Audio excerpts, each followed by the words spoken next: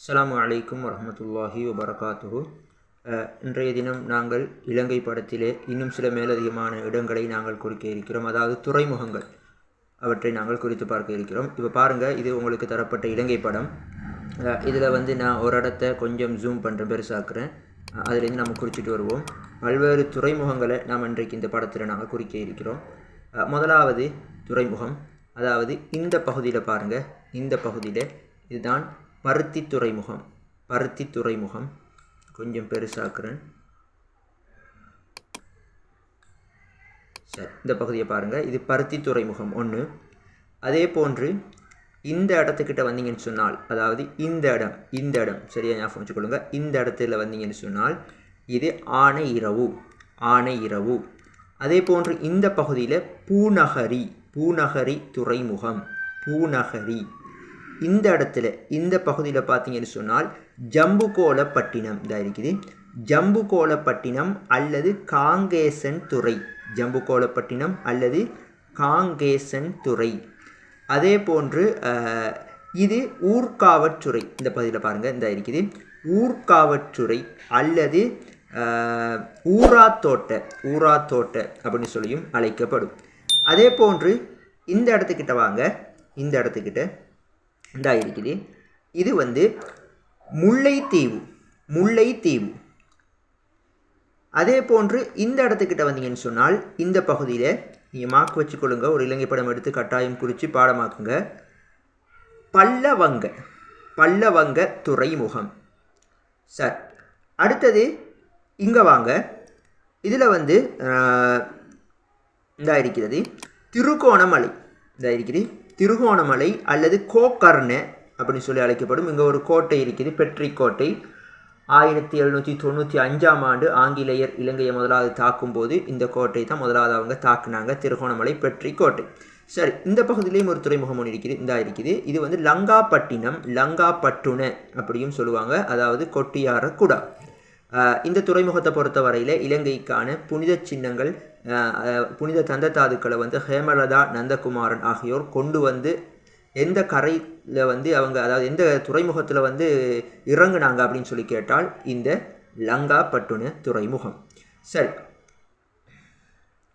அப்படியே வாங்க, இந்த பகுதியில் வாங்க, இது மட்டக்களப்பு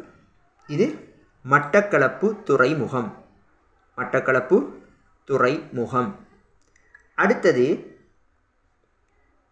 அப்படியே கீழே வந்தீங்கன்னு சொன்னால் இது உங்களுக்கு தெரியும், கிருந்தி ஓயா. இந்த கிருந்தி ஓயாவோடு இருக்கிற இங்கன ஒரு துறைமுகம் தான் கொடவாய.